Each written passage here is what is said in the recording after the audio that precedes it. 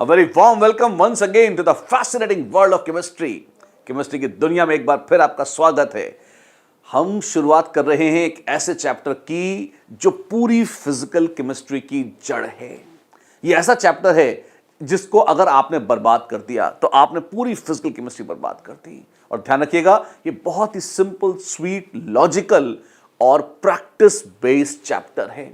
इसमें आपको क्वेश्चंस करने होंगे, ढेर सारे क्वेश्चंस करने होंगे, बहुत सारे धड़ाधड़ छोटे छोटे क्वेश्चंस, बहुत हाई फाई और डीप क्वेश्चंस करेंगे, बहुत अच्छी बात है।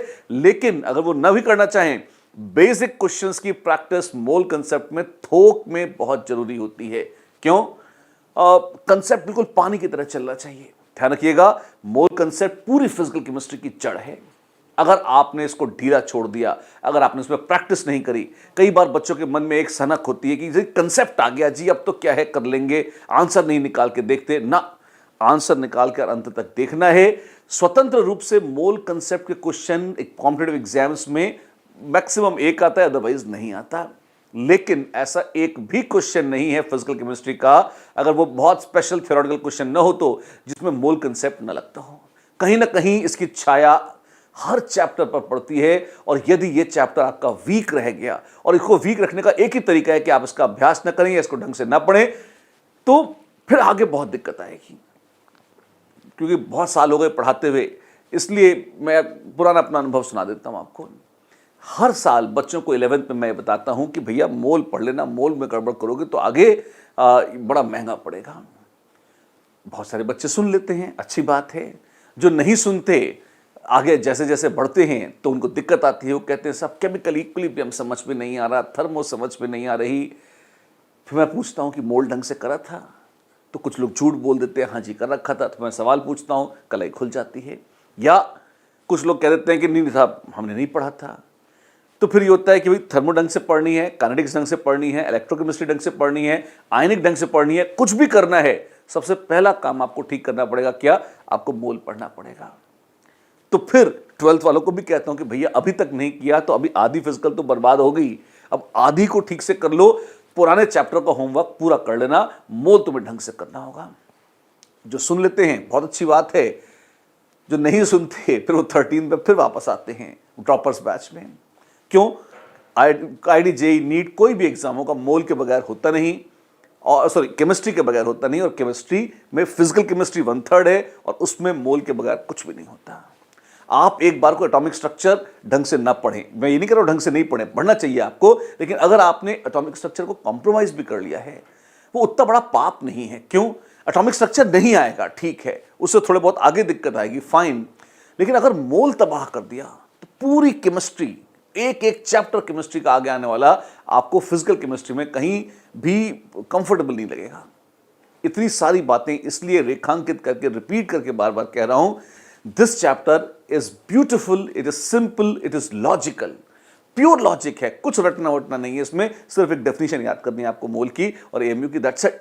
लेकिन अगर ये आपने ढंग से नहीं किया तो फिर आपकी रक्षा बड़ी कठिन है। इसको तो आपको ढंग से करना ही पड़ेगा, राइट? तो इस महात्म्य की भूमिका के साथ अब जब आपको पता है कि ये बहुत ही क्रूशियल चैप्टर है, तो आइए शुरुआत करते हैं मोल की। वेटेज कितना होता है? जेई में फिक्स वेटेज तो होता नहीं, एज सच मैंने बोल ही दिया था कि 0 या 1। लेकिन again, no numerical question is possible without this beautiful chapter, इसलिए इसका महत्व स्वयं सिद्ध है। ये आया कहां से? लोगों के दिमाग में ऐसे आइडिया आते कहां से हैं? आइए वहां से शुरू करते हैं। मान लीजिए आपको कोई चीज मेजर करनी है या नापनी है। क्या नापना चाहते हैं आप? मान लीजिए दूध आ रहा है आपके यहाँ, आप दूध वाला दूध लाता है, ठीक है, आप उसे नापते हैं। क्या होता है? बोल देते हैं भाई मेजरमेंट क्या होता है, आप बोल देते हैं 1 लीटर 2 लीटर दूध दे देना। कभी कभी लोग 1 किलो 2 किलो दूध दे देते हैं, ऐसी ऐसी बोलने वाली बात होती है। अब बोलचाल की भाषा में दूध या तो लीटर्स में, कभी कभी लोग केजी में भी मांग लेते हैं। वैसे पानी की डेंसिटी होती है 1 ग्राम पर एमएल, पर दूध भी लगभग पानी जैसे ही होता है, तो उसकी भी डेंसिटी ऑल्दो एग्जैक्टली बहुत नहीं होती, थोड़ी कम होती है। पर मान लीजिए दूध वालों का दूध जो है वो थोड़ा पानी टाइप ही रहता है, तो वो भी लगभग 1 लीटर मतलब 1 केजी अप्रॉक्सीमेटली, आपको भी आइडिया है, बैठ जाता है। नाउ अगर इसी की बजाय आप मान लीजिए आप कोई और चीज़, जैसे आप अंडे लेने गए, तो क्या अंडे किलो में लिए जाते हैं? नहीं, अंडे संख्या से लिए जाते हैं। अच्छा, तो केले अक्सर केले भी संख्या से लिए जाते हैं, लोग दर्जन में केले देते हैं। और ऑफ कोर्स डिपेंड करता है आप कहां पर हैं, कई जगह डजन्स में केले बेचे जाते हैं और कई जगह केजीज में भी बेच दिए जाते हैं। तो कभी कभी लोग संख्याओं में डील करते हैं और कभी कभी लोग वजन से चीजों को नापते हैं। क्लास की अटेंडेंस होती है, तो कैसे टीचर क्या अटेंडेंस लेती है, आज बोलते हैं क्या आज क्लास में कितने किलो बच्चे आए, नहीं ऐसा कोई नहीं बोलता। उनकी संख्या गिन ली जाती है कि भाई 10 बच्चे हैं, 20 बच्चे हैं, 25 है, 50 है। You are counted by numbers. क्यों? उसमें वजन का महत्व नहीं है। हमको तो देखना है ना कि भाई इतने बच्चे थे, वो आए कि नहीं आए, उनके वजन से क्या मतलब है अपने को। ठीक है, राइट। लेकिन अगर आप आलू खरीद रहे हैं तो आलूओं की गिनती से तो नहीं मिलते, क्योंकि आलू कोई बड़ा, कोई छोटा, कोई मोटा, कोई पतला ऐसे होते हैं। तो इसलिए घाटा ना हो जाए तो लोग डजन्स में नहीं, उसको केजीज में नाप लेते हैं। जब सारे पार्टिकल्स एक जैसे होते हैं, जैसे अंडे हैं, केले हैं एक गुच्छे के, उनको डजन्स में भी गिनती करके बांट देना संभव होता है, क्योंकि लगभग एक जैसे ही सारे हैं। हमेशा नहीं। मान लीजिए आप चावल खरीदने गए, चावल के छोटे छोटे दाने सारे एक जैसे हैं, क्या करें आप? ऐसे थोड़ी कहते हैं कि मुझे 10,000 चावल के दाने दे देना, नहीं, गिनते गिनते गिनते गिनते जान निकल जाएगी। लोग वजन से नाप लेते हैं। तो आप देखिए नापने के तरीके क्या हैं। कुछ लोग वजन ले लेते हैं, कुछ लोग संख्या से गिन लेते हैं और कुछ लोग वॉल्यूम नाप लेते हैं। तो sometimes we measure by measuring the mass, sometime by volume and sometimes bye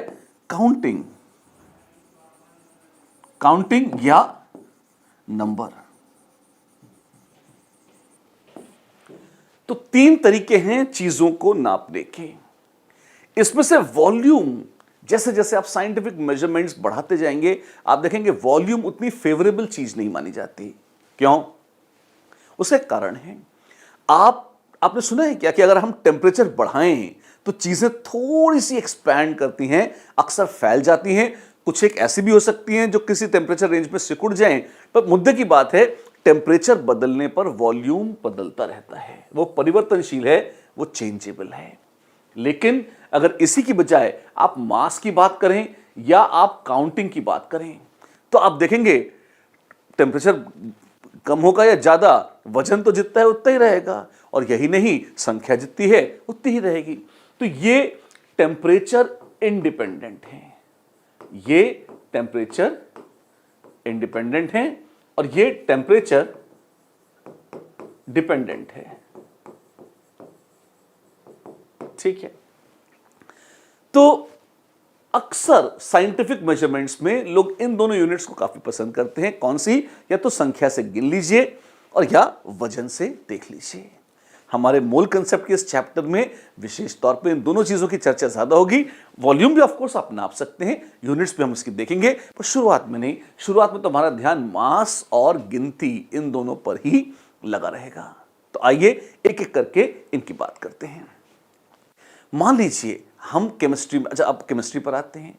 ये तो फंडामेंटल आइडिया था कि भाई लोग गिनती क्यों करते हैं या वजन क्यों नापते हैं। अब मान लीजिए किसी के मन में ऐसी कल्पना जागती है कि भाई मैं गिनना चाहता हूं कि इस पेन में कितने एटम्स हैं, कितने मॉलिक्यूल्स हैं, क्या मैं गिन सकता हूं? जवाब है हाँ। लेकिन अगर ये तो बहुत सारे हैं, जी हाँ, तो मतलब सुई की एक नोक में भी बिलियंस ऑफ एटम्स हो जाते हैं, जी हाँ, तो इसमें तो बहुत बहुत बहुत ज्यादा होंगे, यस।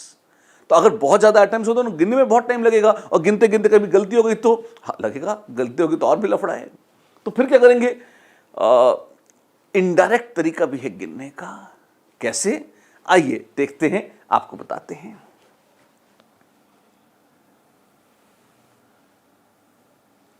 मान लीजिए आप, अच्छा गिनती का एक तरीका आपने देखा है, डजन्स में लोग गिनती करते हैं कभी कभी। 1 डजन इज इक्वल टू 12। क्या चीज? कुछ भी हो सकता है। 1 दर्जन गधे हो सकते हैं, यानी 12 गधे। 1 दर्जन हाथी हो सकते हैं, 12 हाथी। 1 दर्जन पेन हो सकते हैं, 12 पेन। कुछ भी हो सकता है, मतलब संख्या तो किसी भी चीज की हो सकती है जिसको भी आप काउंट कर सके, राइट? तो मान लीजिए हमने ये कहा कि भाई 1, कोई भी चीज ले लीजिए। मान लीजिए हमने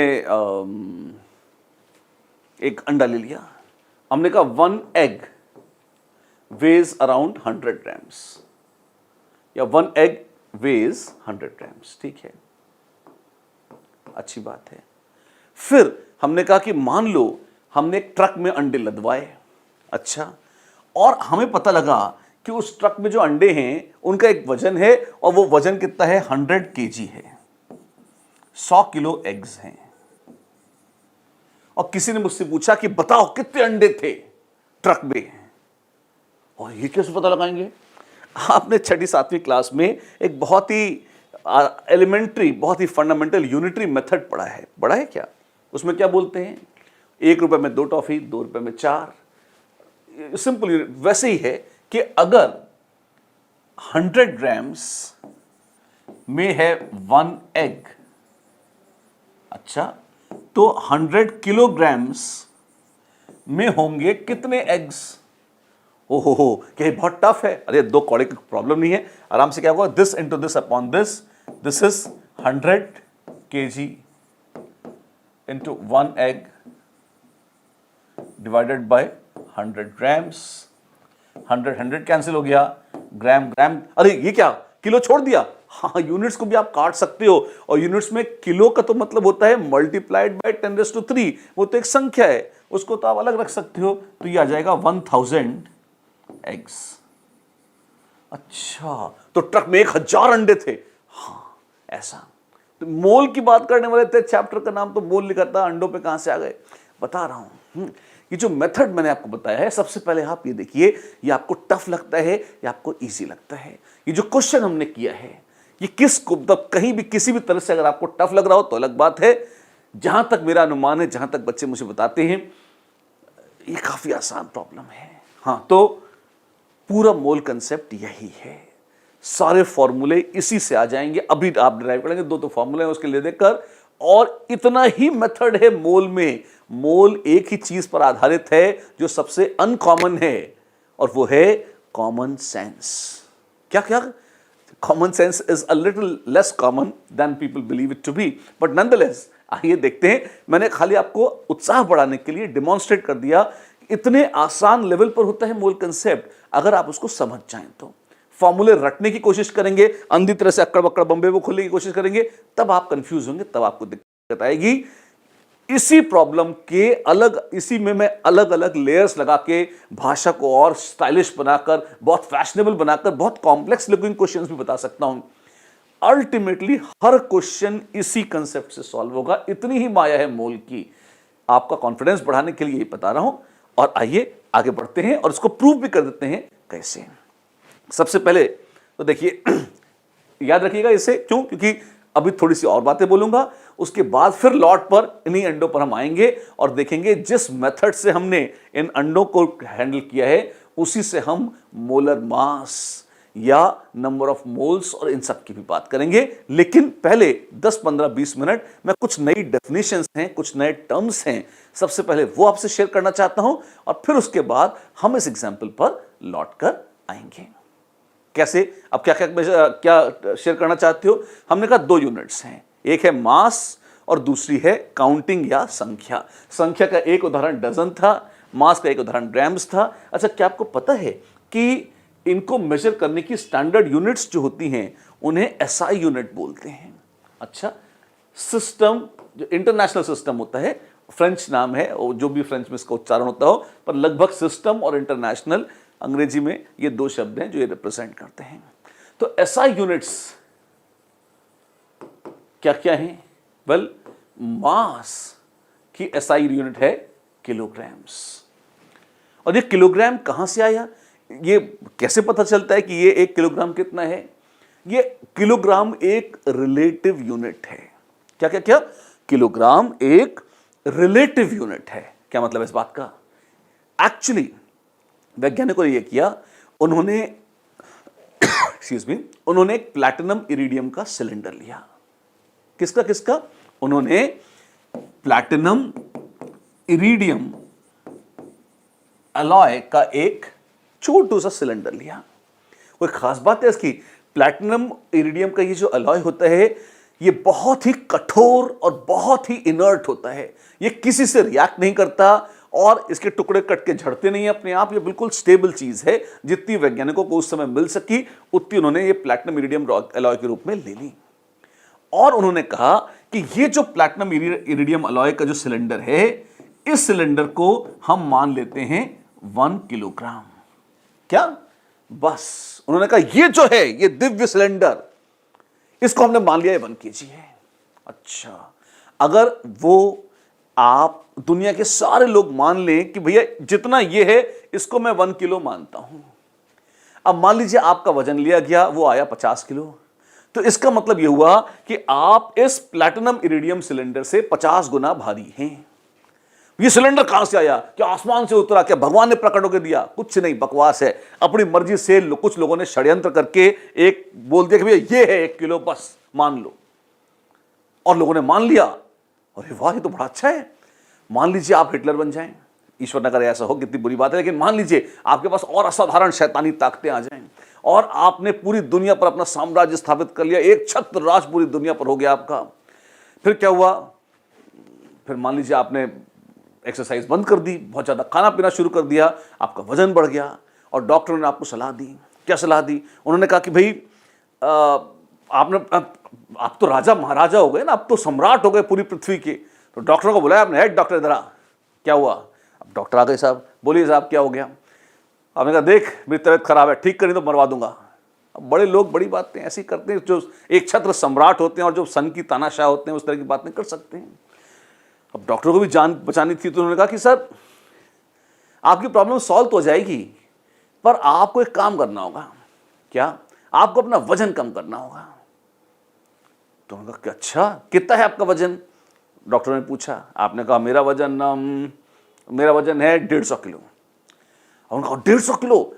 आप अगर इसे घटा करना 75 केजी कर लें तो आप बिल्कुल स्वस्थ हो जाएंगे साहब, आपको सिर्फ वेट ज्यादा है, इसकी प्रॉब्लम है। डॉक्टर्स ने कहा आपसे। अब डॉक्टर्स तो ये सोच के बड़े चालाक बन रहे थे। क्या? वो ये सोच रहे थे कि आपको दौड़ना पड़ेगा, भागना पड़ेगा, एक्सरसाइज करनी पड़ेगी, उससे आपका वजन कम होगा, और होगा तो वास्तव में आप ठीक भी हो सकते हैं, बिल्कुल। तब तक तो जान छूटी कम से कम। लेकिन साइंस तो आपने भी पढ़ी है। आपने सबसे पहला काम क्या किया? आपने बोला, अपने असिस्टेंट को बोला, बुलाओ पेरिस वालों को। पेरिस में क्या है? पेरिस में SI यूनिट्स का जो सिस्टम इंटरनेशनल है, इसका ऑफिस है, और वहां पर बड़े संभाल कर डबल डंबर जाल के अंदर ये 1 केजी का मांस रखा हुआ है। अब आप तो तानाशाह हैं, सन की तानाशाह, पूरी दुनिया पर आपका राज है, जो चाहे करें। आपने कहा एक काम करो, वो सिलेंडर लेकर आओ। लेके आया गया, देखा गया। उन्होंने कहा अच्छा ये कितना है? 1 किलो था, ठीक है। उन्होंने कहा समंदर में फेंक दो इसे। क्यों? उन्होंने कहा आज से मेरा वजन है 75 किलो। मतलब आपने, डॉक्टर ने क्या कहा था? डॉक्टर ने कहा था कि आपको वजन 75 केजी करना है। आपको ये पता था कि इस जो प्लैटिनम इरिडियम सिलेंडर है, इसके कारण आपका वजन, आप इससे 150 टाइम्स भारी हैं। आपने कहा इसको फेंक दो। अब चूंकि आप पूरी दुनिया से अपनी बात मनवा सकते हैं ना, आप तो तानाशाह हैं, तो आपने कहा मेरा वजन आज से जितना भी है, भाड़ में गया पुराना 150 केजी, आज मान लो कि मैं हूं 75 किलो का। यदि आप में ताकत है कि आप पूरी दुनिया से मनवा लें, तो बस आपका वजन नाप लिया गया, उसको एग्जैक्ट 75 मान लिया गया। और डू यू सी कि अब नए किलोग्राम जो आए हैं, मान लीजिए केजी डैश आया है, ये वास्तव में पुराने वाले 2 किलो के बराबर है। डैश तो मैंने आपको समझाने के लिए लगा दिया, ये नया किलो पुराना किलो बराबर नहीं है। पुराने में तो आप 150 किलो के थे, हकीकत में तो आप उतना ही है, 150 किलो के ही हैं। लेकिन अगर आप में ये ताकत है कि आप यूनिट बदल दें, अगर आप में ताकत है आप यूनिट बदल दें और दुनिया के सारे लोग आपकी बात मान लें, तो किलोग्राम में कोई सुरखाव के पड़ नहीं लगे, वो भी बदल जाएगा। ये सारी बातें मैं आपको इसलिए बता रहा हूं ताकि मैं आपको समझा सकूं कि किलोग्राम एक रिलेटिव यूनिट है, वो आर्बिट्ररी यूनिट है। किसी एक चीज को मान लिया गया इतना है, उसके हिसाब से बाकियों को मान लिया गया। अभी प्लैटिनम इरिडियम सिलेंडर को माना जाता है। अगर आप तानाशाह हैं, आपका एक छत्र राज्य है, प्लस आप सन की भी हैं, आपने बोल दिया कि मैं हूं, तो फिर आपको नाप लिया गया और जितना है आपको एग्जैक्ट 75 मान लिया गया, और आपके वजन से 75 गुना कम मान लिया गया नया किलोग्राम। क्या यह संभव है? Of course. अरे जाइए पहले दुनिया पर राज तो करिए, फिर जो चाहे कर लीजिएगा। फिलहाल तो आप केमिस्ट्री पढ़ लीजिए आराम से। लौटते हैं। तो ये तो सारी कहानी इसलिए थी ताकि आपको समझा सकूं कि किलोग्राम को चुनने की माया क्या है। किलोग्राम एक बिल्कुल आर्बिट्ररी संख्या है जो अभी इतनी है और वैसे कितनी भी हो सकती थी, उसका कोई निश्चित नहीं था। लोगों ने कहा मान लो ये है तो ये हो गया, अच्छी बात है। इसके अलावा कन्वर्जन फैक्टर्स, जी हां, 1 किलोग्राम इज 10⁻³ ग्राम। ऐसे ही 1 मिलीग्राम इज 10⁻³ ग्राम। मिली का मतलब 10⁻3, किलो का मतलब 10⁻+3। मास के कन्वर्जन के और फैक्टर्स हैं, जी हां, 1 माइक्रोग्राम, म्यू का मतलब होता है माइक्रो, विच इज 10⁻6 ग्राम्स। अच्छा, ये भी है, जी हां। आजकल नैनो का बड़ा चलन है, which is 10⁻9 grams. N stands for nano. अच्छा, ज्यादा वजन भी होता है, जी हां, 1 टन। कुछ लोग ऐसे लिखते हैं, कुछ लोग ऐसे लिखते हैं। ये कितना है? ये है 1000 किलो का। तो ये सब अलग अलग नॉन स्टैंडर्ड यूनिट्स मानी जाती हैं। स्टैंडर्ड यूनिट तो है किलोग्राम, उसके अलावा आप ग्राम, मिलीग्राम, माइक्रोग्राम, नैनोग्राम या साक्षात 1 टन, ऐसी कुछ लोग क्विंटल बोलते हैं। साइंटिफिक बुक्स में आप क्विंटल नहीं देखेंगे, पर 1 क्विंटल 100 केजीज के बराबर माना जाता है।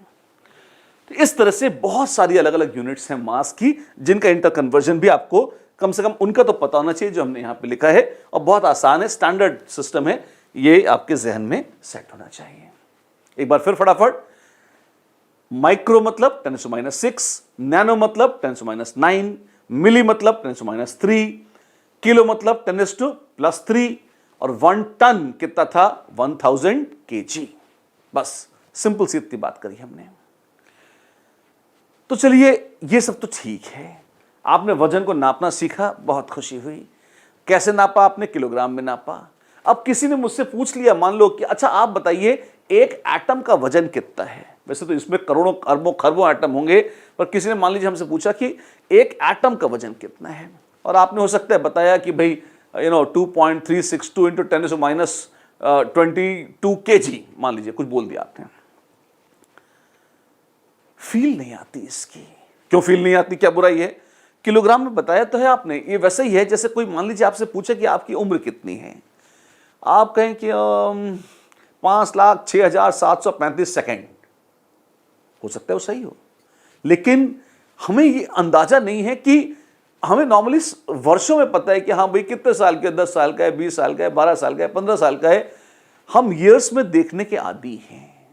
तो हमें अगर कोई हमारी एज मिनट्स में, घंटों में, सेकंड में बताएगा तो वो भी यूनिट्स हैं, गलत नहीं है, लेकिन हम यूज्ड टू नहीं है उन यूनिट्स के, तो हमको फील नहीं आती उससे उतनी। उसी तरह से अगर कोई किलोग्राम्स में एटम की चर्चा कर रहा है, कर सकता है, किलोग्राम यूनिट है मास की, लेकिन हमें कुछ बहुत ज्यादा अंदाजा नहीं लगता, मजा कम आता है उसकी वजह। अच्छा, किलोग्राम की माया क्या थी? किलोग्राम तो वही प्लैटिनम इरिडियम सिलेंडर से तय किया गया था। तो लोगों के मन में एक सवाल उठा, लोगों ने कहा कि क्या कुछ ऐसा नहीं हो सकता कि हम प्लैटिनम इरिडियम सिलेंडर की बजाय अगर एटम्स का वजन नाप रहे हैं तो कोई छोटा रेफरेंस ले लें। प्लैटिनम इरिडियम सिलेंडर तो बहुत मोटा और राक्षसी है, वो तो बड़ी चीजें नापने के काम में आ रहा है, एटम तो बहुत छोटू है। तो सबसे छोटू बहुत टाइनी एटम कौन सा है? अब वो दिव्य एटम है हाइड्रोजन का। तो सबसे पहले लोगों ने कहा कि मान लो 1H atom weighs 1 AMU, Aligarh Muslim university, नहीं, एटॉमिक मास यूनिट है ये। अच्छा, तो एक हाइड्रोजन एटम का वजन है 1 AMU। ये आज नहीं है, ये पुराने लोगों की बात है, दिस इज ओल्ड। लिख दूं साफ साफ, तो आप कहेंगे मैंने सब बताया आपको, है ना, कि 1H एटम उन्होंने कहा मान लो है 1 AMU। AMU क्या है? जिस तरह से किलोग्राम एक यूनिट है, ऐसे ही AMU भी एक यूनिट है। अच्छा, तो अब मास ऑफ कार्बन कितना होता, मान लीजिए जैसे, तो बड़ा आसान था। लोगों ने कहा कैसे? एक काम करो, एक रेशियो निकालो। मास ऑफ कार्बन हमें नहीं पता कितना है, पर हाइड्रोजन तो पता चल गई। हाइड्रोजन पता चल गई 1 AMU है, कार्बन मान लो तुमने निकाला और ये आ गया 1 या 11.96 AMU, 11.9 सॉरी ये आ गया 11.96। तो आपने कहा कि ये कैसे आया, ये आपने एक्सपेरिमेंट किए और उससे नापा।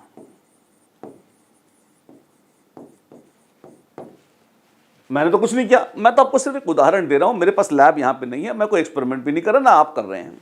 हमने तो कहा मान लीजिए आप इसको नापें और एक वैल्यू, मैं ये भी नहीं कह रहा कि वो 11.96 होता है, मैं तो कह रहा हूं मान लो अगर नापा और ये आ गया तो इसका मतलब होगा मास ऑफ कार्बन कितना हो गया, दिस इंटू दिस, और ये है 1 AMU, तो 11.96 AMU ऐसा आ गया। अच्छा, अजीब बात है। तो ऐसे हर एक का मास निकाल सकते हैं आप, हर एक का निकाल सकते हैं। लोगों ने बड़ी शिद्दत से वो मास निकाले और निकाल निकाल के टेबल बनाया और देखा कि वो लगभग इंटीजर के आसपास आ रही थी, पर एग्जैक्ट इंटीजर्स के आसपास नहीं थी। जैसे 11.96, 15.98, 16.02, इस तरह की ऊट पटांग वैल्यूज आती रही। तो लोगों को लगा कि यार बहुत अच्छा होता अगर इंटीजर आ जाते। अच्छा, तो लोगों ने कहा कि एक काम करो, ये कुछ ना कुछ गड़बड़ी है हाइड्रोजन में है, या हाइड्रोजन के इंटीजर मल्टीपल नहीं है दूसरे वाले, कुछ अलग नंबर आ रहा है, कोई और चीज लेते हैं। तो बीच में ऑफ कोर्स ऑक्सीजन ट्राई करी गई थी, पर अंततः लोग पहुंचे C612 पर, कार्बन 12 आइसोटोप। ध्यान रखना, आइसोटोप क्या होते हैं, अगर कोई एटम कैसे तय होता है, ये कार्बन है, नाइट्रोजन है, कौन तय करता है, ये नंबर ऑफ प्रोटॉन्स तय करते हैं, number of protons in nucleus of atom. तो एटम के न्यूक्लियस में अगर जैसे एक प्रोटॉन है तो बोल देते हैं हाइड्रोजन है, 2 है तो बोल देते हैं हीलियम है, 3 है तो लिथियम है, 4 है तो बेरिलियम है, इस तरीके से 6 है तो कार्बन है। और न्यूट्रॉन्स की संख्या बदल सकती है। अगर अलग अलग न्यूट्रॉन की संख्याएं हैं पर प्रोटॉन सेम हैं तो वो न्यूक्लिया या वो एटम्स कहलाते हैं आइसोटोप। जैसे कार्बन C12 है, ऐसे ही C13 और C14 भी पाए जाते हैं। अच्छा, C13 बहुत कम है, सबसे ज्यादा C12 है, थोड़ा बहुत C14 भी मिलता है, पर मेजॉरिटी तो यही है। कंफ्यूजन ना हो इसलिए वैज्ञानिकों ने साफ साफ कहा इनको मत गिनना, सिर्फ इसकी बात करो। उन्होंने कहा, जैसे था ना, हमने कहा कि तानाशाह बन गए आप और आपने मान लिया अपना वजन एग्जैक्ट 75 किलो, वैसे ही लोगों ने कहा C12 को लो, इसको 1 मान लें, इसको 1 मानेंगे तो जो कार्बन से हल्के हैं उनका मास डेसिमल में आ जाएगा, और लोगों को क्या डेसिमल थोड़ा सा अनकंफर्टेबल लगते हैं। आपसे कहो 2 × 5 कर दो, आप खट बोल देंगे 10, मैं नहीं 2.386 × 5.214 ये करो। हाँ हाँ हाँ, क्या क्या क्या, एग्जैक्टली बैंड बजी ना। उसी तरह से वैज्ञानिकों की भी बैंड बज जाती है। तो वो कहते हैं कि ये जितनी डेसिमल में संख्याएं आती है ना, ये डेसिमल वाली संख्याएं गड़बड़ हैं, इंटीजर आ जाए, कुछ तुक्के मार मार कर ऐसी चीज निकाल लो। तो उन्होंने कहा कि C12 को एग्जैक्ट 12 AMU मान लिया जाए। अच्छा, क्यों? वैज्ञानिकों में ताकत है कि दुनिया के सारे लोग उनकी बात मान लेते हैं। तो उन्होंने कहा कार्बन को C12 आइसोटोप को अगर हम एग्जैक्टली 12 AMU मान ले, एग्जैक्टली, अच्छा, तब तो 1 AMU कितना होगा? 1 AMU is 1/12 of mass of C12 isotope. C12 का जितना मास आए उसको 12 से डिवाइड कर दो, तब जो मास आएगा वो कहलाएगा 1 AMU। अच्छा, फिर उन लोगों ने, ये परिभाषा है किसकी? AMU। तो what is 1 AMU?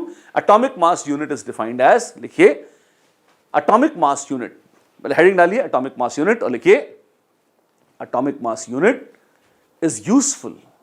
Atomic mass unit is useful. Atomic mass unit is useful किस काम में? In atomic mass unit is useful in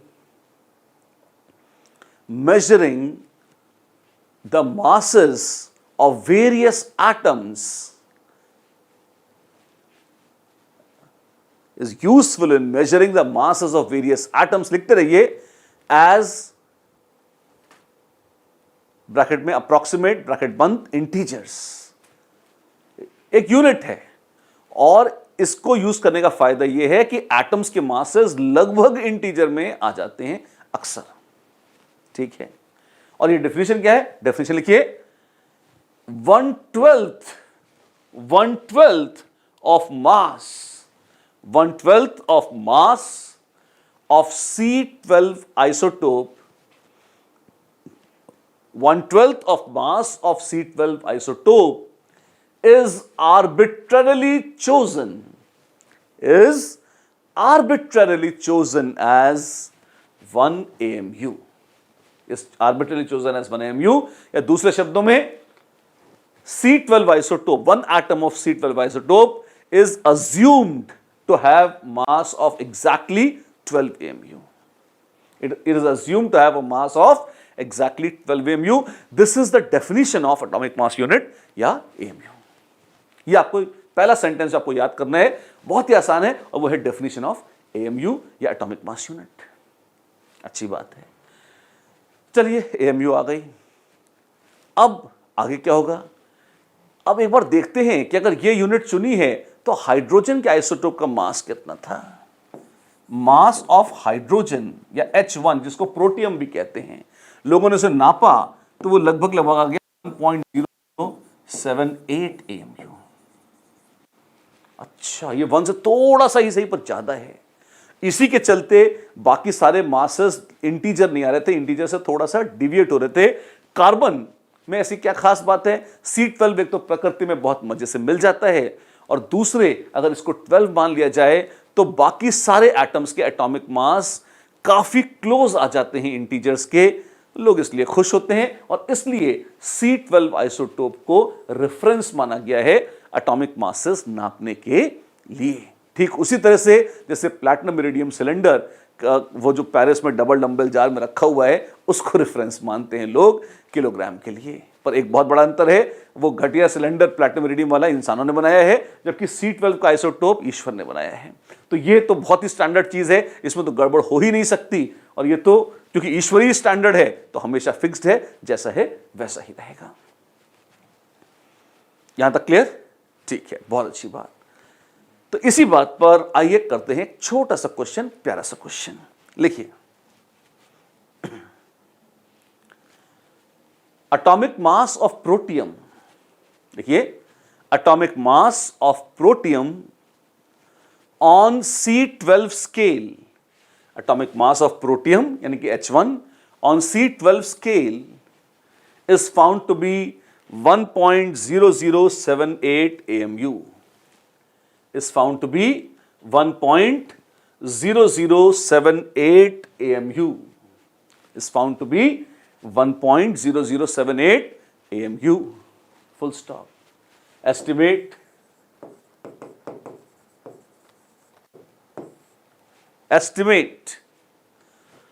the mass of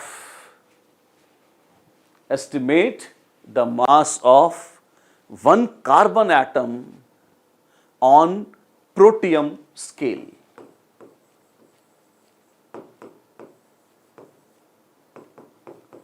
Estimate the mass of one carbon atom on protium scale. Protium H1.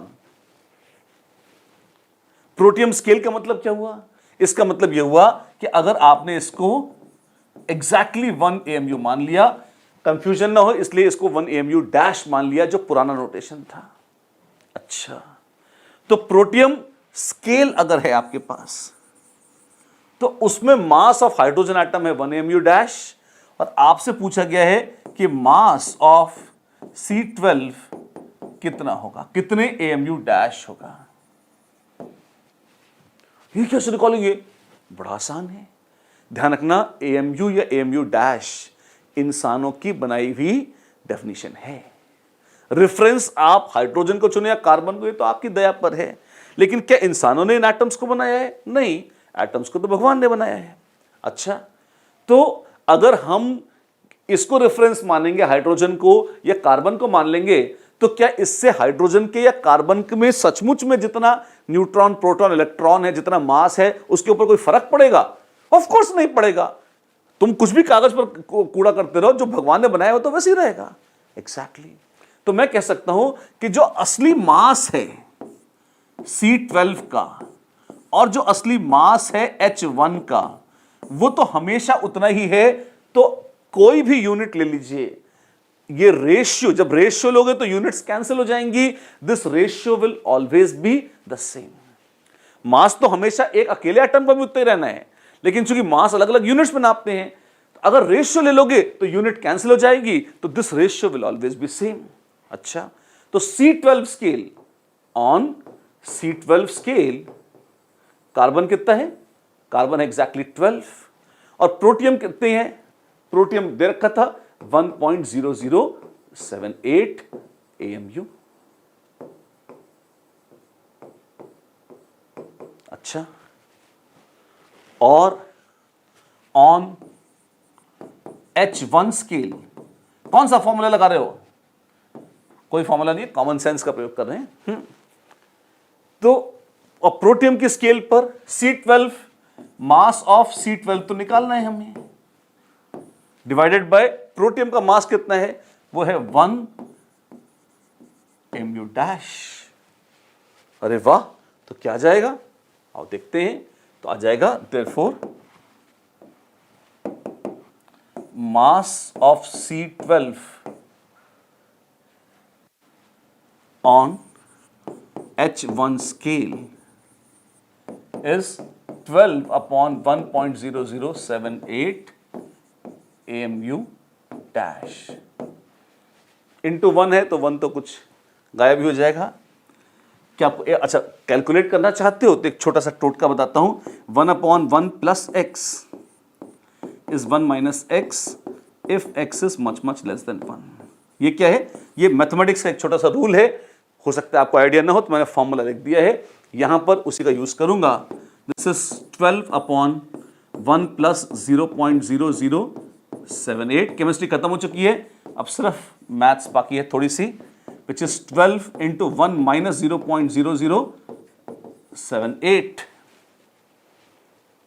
तो आप इसको आराम से calculate करते रहिए, which is 12 minus 12 8 जा 96, 84, 93।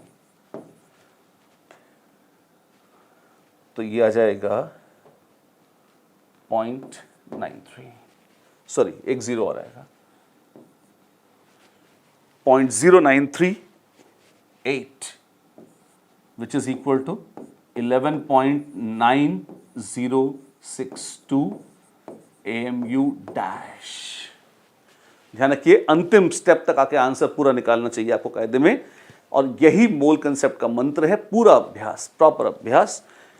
नई अगर प्रोटियम की पुरानी स्केल देखी जाती तो उस पर कार्बन का मास 11.9062 AMU डैश रहा होता। यह है आंसर। ऐसे ही एटॉमिक मास यूनिट की कहानी को हम आगे बढ़ाते हैं।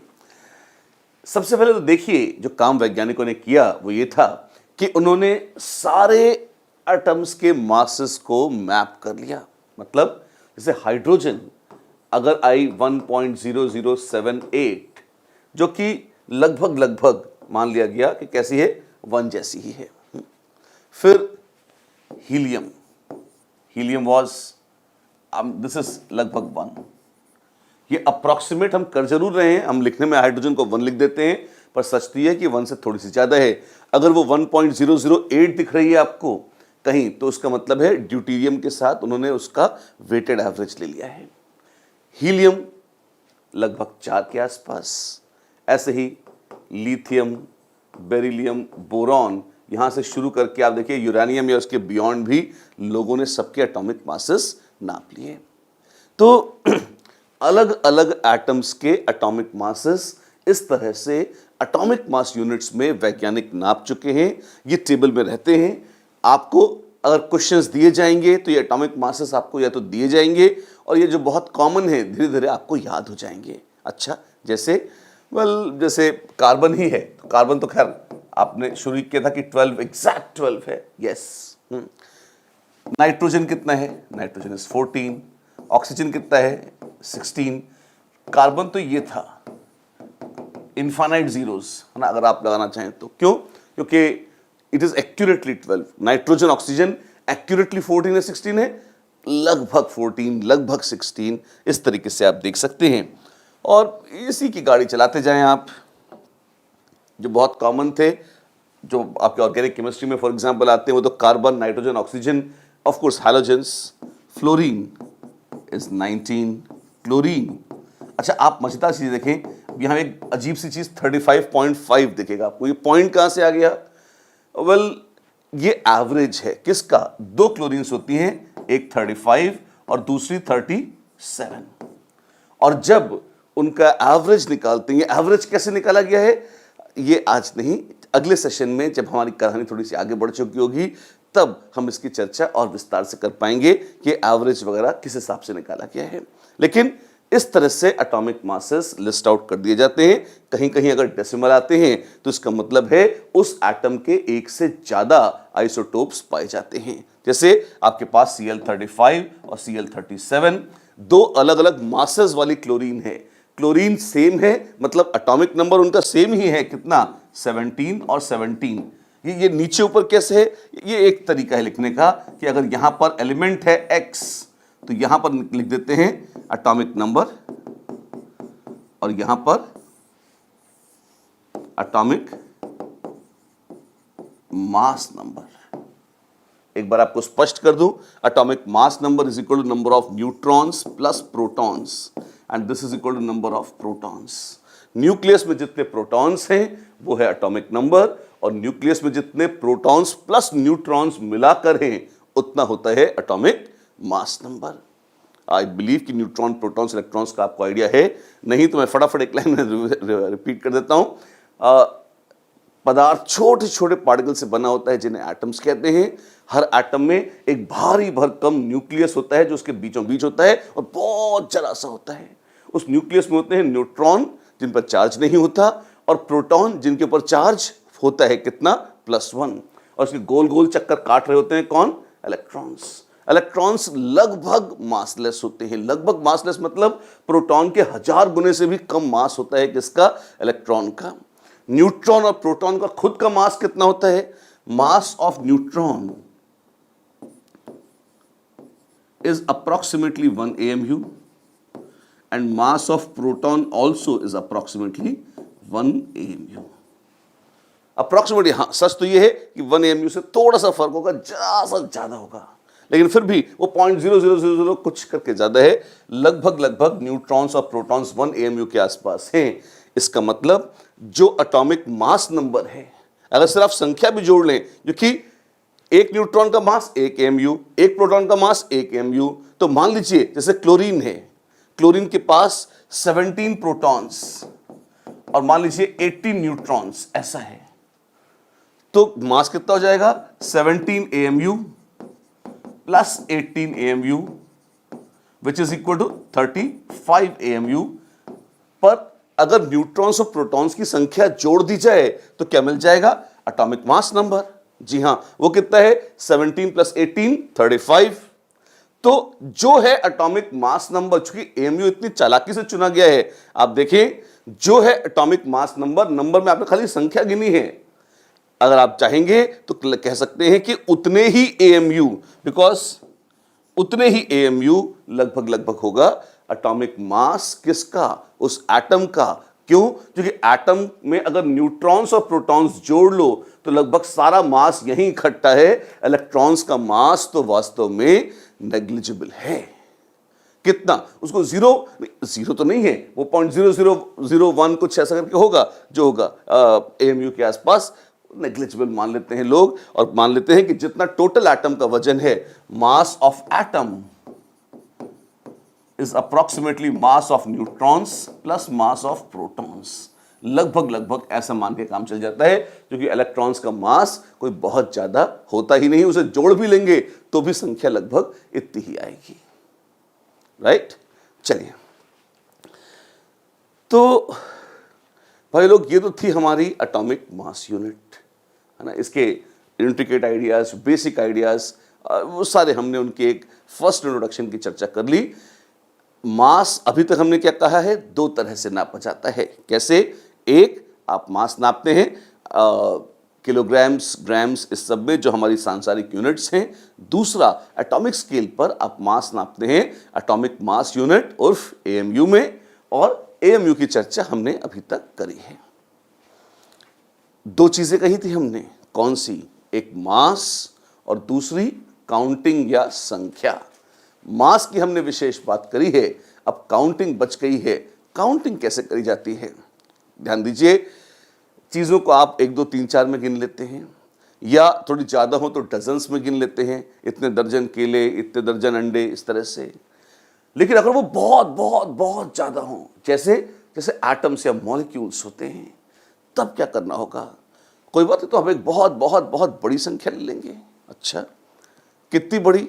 वेल, एक संख्या भी है। कौन सी? उसको हम कहते हैं, जैसे 12 इज इक्वल टू 1 डजन। ठीक वैसे ही हम कहेंगे एक और संख्या है विच इज कॉल्ड 1 मोल। अच्छा, डजन एक नाम था, किसके लिए? अगर वो 12 है। ऐसे ही मोल भी एक नाम है, किसके लिए? एक बहुत बड़ी संख्या के लिए। 1 मोल इज 6.023 इंटू 10⁻23। वैसे एक्यूरेटली देखोगे तो 6.022 आगे कुछ कुछ होता जाता है वो, और 4th 5th डेसिमल में भी संख्या आती है, जिसको जो जेई वैल्यू देता है वो मोस्टली यहाँ राउंड ऑफ करके 6.023 इंटू 10⁻23 ऐसी आ जाती है। इतनी अजीब और बड़ी संख्या कहां से आई वो भी बताऊंगा आपको, लेकिन पहले एक बात और बता दूं, this is also called Avogadro's number. अच्छा, एवोगैड्रो जी कौन है? पुराने सज्जन थे, बहुत बहुत पुराने वैज्ञानिक, आप मान लीजिए करीब 300-350 साल पहले, और लेवोइजर के ज़माने के, या शायद थोड़ा आगे पीछे रहे हो, 250 साल, I am not really sure at history of chemistry. लेकिन एवोगैड्रो साहब ने एक आइडिया दिया था। उन्होंने किस तरह से काउंटिंग करी जाती है इसका आइडिया दिया था, और ध्यान रखिएगा, ये संख्या एग्जैक्टली एवोगैड्रो जी ने निकाली नहीं थी, उन्होंने तो वो आइडिया दिया था जिस आइडिया को यूज करते हुए बाद में वैज्ञानिक ये संख्या निकाल पाए। एवोगैड्रो के कम से कम 100-150 साल बाद ये संख्या निकाली गई है, और इट डजंट मैटर, पर उनके सम्मान में इसको कहा गया एवोगैड्रोस नंबर या मोल। जैसे 12 होता है 1 डजन, 1 मोल होता है इतना। अच्छा, ये फिक्स्ड है, ये डेफिनेशन है मोल की? नहीं, ये संख्या उसके बराबर अवश्य है, पर मोल की डेफिनेशन थोड़ी सी ट्रिकी है, वो ऐसी नहीं है। तो क्या है? सबसे पहले एक्यूरेट डेफिनेशन लिखिए। हो सकता है डेफिनेशन लिखते समय आपको इतनी फील ना आए, फिर आराम से तसल्ली से हम उसको समझाएंगे और देखेंगे मोल क्या है। तो लिखिए, एवोगैड्रोस नंबर और mole, write down, Avogadro's number और मोल। एवोगैड्रोस नंबर और mole is defined as, Avogadro's number और mole is defined as a number. क्या है ये? ये एक संख्या है। पहले तो आपको ये स्पष्ट हो, ये हाथी गधा घोड़ा कुछ नहीं है, ना ये मास है ना ये वॉल्यूम है, ये एक संख्या है। It is a number which is equal to the number of atoms. This is equal to the number of atoms present in 12 grams of C12 isotope. It is the number of atoms present in exactly 12 grams of C12 isotope. It is the number of atoms present in exactly 12 grams of C12 isotope. अगर आप carbon का एक ही isotope C12 isotope लें, उसमें C13 C14 mix नहीं होना चाहिए, उसके एग्जैक्टली 12 ग्राम गिने और उसमें जितने एटम्स हैं सबको गिन डालें, तब आपको पता लगेगा कि जो संख्या है वो किसके बराबर है, वो एवोगैड्रोस नंबर या मोल के बराबर है। बड़ी अजीब सी डेफिनेशन है, जो भी है, पर सबसे पहली बात आपको ये डेफिनेशन याद होनी चाहिए। अगर कोई आपसे पूछता है कि how much is one mole या what is the definition of one mole, और कोई कहता है one mole is a number which is 6.023 into 10⁻23, ये सच है कि मोल इसके बराबर जरूर है, पर ये जो चीज है, मैं आपको ध्यान दिला रहा हूं, ध्यान से देखिए, this is not a definition. ये डेफिनेशन नहीं है, डेफिनेशन तो ये है। अच्छा, कोई फर्क है क्या? दोनों एक ही तो बात है? थोड़ा सा फर्क है। एक तो हमने कहा क्या, 1 दर्जन केले मतलब 12 केले, 1 dozen contain 12 number, that's it. एक तो ये डेफिनेशन है, और डजन की ऑफिशियल डेफिनेशन इतनी ही होती है। How much is 1 dozen? Anything which contain 12 entities या 12 number of anything is called 1 dozen. उसकी वजह एक गोलमाल परिभाषा भी हो सकती है। कैसी? दिन में है जितने घंटे, उसका आधा होता है 1 दर्जन। व्हाट? मैं तो आपको उदाहरण के लिए बता रहा हूं। मान लीजिए अगर ऐसी डेफिनेशन हो कि दिन में है जितने घंटे, कितने घंटे होते हैं? 24 घंटे, उसका आधा है 1 दर्जन, तो उसको 24 का आधा कितना हुआ? 24 का हाफ है 12, तो 1 घंटे भी, आई मीन 1 डजन कंटेन्स 12। या हम कहेंगे 1 dozen is a number, mole style में डिफाइन करें, और अगर डेफिनेशन पलट दें डजन की और इससे मिलती जुलती नई बनाएं, तो है नहीं ये, पर अगर ऐसा करते तो हो जाती कि 1 dozen is a number which is equal to the number of, which is equal to half the number of hours present in 1 day. अगर ऐसा कर लेते हैं तो इससे मिलती जुलती परिभाषा हो जाती। लेकिन इसमें बड़ा अंतर है। क्या अंतर है? जब तक आप दिन में 24 घंटे मानते हैं, तब तक 1 दर्जन 12 रहेगा। हाँ जी, प्लीज नोट, अगर सी डजन की 2 डेफिनेशंस थी। अगर मान लीजिए ये डेफिनेशन 1, जो कि कंफ्यूज मत हो जाइएगा, अगर डेफिनेशन ये मानते हम, मैं करना क्या चाह रहा हूं, मैं आपको बता रहा हूं कि अगर जो बहुत पॉपुलर मिसकंसेप्शन है, कई लोग इसको डेफिनेशन मान लेते हैं और वास्तव में डेफिनेशन ये है। वैसे तो फिलहाल दोनों ही सही हैं। अगर आप स्टेटमेंट बोलते हैं कि क्या 1 मोल 6.023 इंटू 10⁻23 है, जवाब है हां। क्या 1 मोल एक संख्या है which is equal to number of atoms present in 12 grams of C12 isotope? हां, दोनों स्टेटमेंट सही हैं। ध्यान दीजिए मेरी बात पर, दोनों स्टेटमेंट ए और बी अगर बोले जाएं तो ये सही हैं। लेकिन अगर कोई पूछता है कि आइए हम मोल की डेफिनेशन देते हैं, क्या डेफिनेशन ऑफ मोल है? 1 मोल इज 6.023 इंटू 10⁻23, गलत है। अगर वो कहता है कि mole is a number which is equal to number of atoms present in 12 grams of C12 isotope, ये सही है। मैं ये बोलना चाह रहा हूं, मैंने पहले आंसर बता दिया आपको कि डेफिनेशन ये नहीं ये है, जबकि स्टेटमेंट के तौर पर दोनों सही हैं। अब जैसे ही मैं कहता हूं, बच्चों दिमाग सटक जाता है। वो कहते हैं ये कैसी बातें कर रहे हो यार, एक ही तो बात है, एक तरफ बोलते हो कि दोनों सही हैं, हां, फिर जैसे ही बोला कि डेफिनेशन है, तो ये डेफिनेशन नहीं है, ये डेफिनेशन है, बोर्ड पर लिख रहे हो अंडरलाइन कर करके, क्या मतलब है इसका? मैं वो मतलब समझाने की कोशिश कर रहा हूं, और इसलिए 1 दर्जन पे आया हूं। क्यों? मोल क्या इंटू 10⁻23 वगैरह करके थोड़ी बड़ी संख्या हो जाती है, जो आपने अभी अभी सीखी है, आप इससे परिचित कम हैं। लेकिन अगर उसी की बजाय मैं आपसे डजन्स के बारे में बात करूं, तो डजन्स आपने पहले देखे हुए हैं। एक बार बहुत ध्यान से आप मेरी बात सुनो, मैं आपको कंफ्यूज नहीं करना चाह रहा। डजन सबसे पहले देखो। मोल तो ये 2 स्टेटमेंट, मैंने क्वेश्चन आपको बता दिया क्या है, आंसर भी बता दिया कि मोल के बारे में स्टेटमेंट ए और स्टेटमेंट बी दोनों सही स्टेटमेंट्स हैं। लेकिन स्टेटमेंट ए डेफिनेशन नहीं है और स्टेटमेंट बी डेफिनेशन है। डजन के बारे में क्या होता है? डजन के बारे में उल्टा है। मोल में ये डेफिनेशन नहीं थी, डेफिनेशन डजन की ये वास्तव में ऑफिशियली होती है। लेकिन अगर हम कहते हैं से ये एक definition 1 dozen is equal to 12, sorry, और ऐसी है नहीं, पर लेटस से,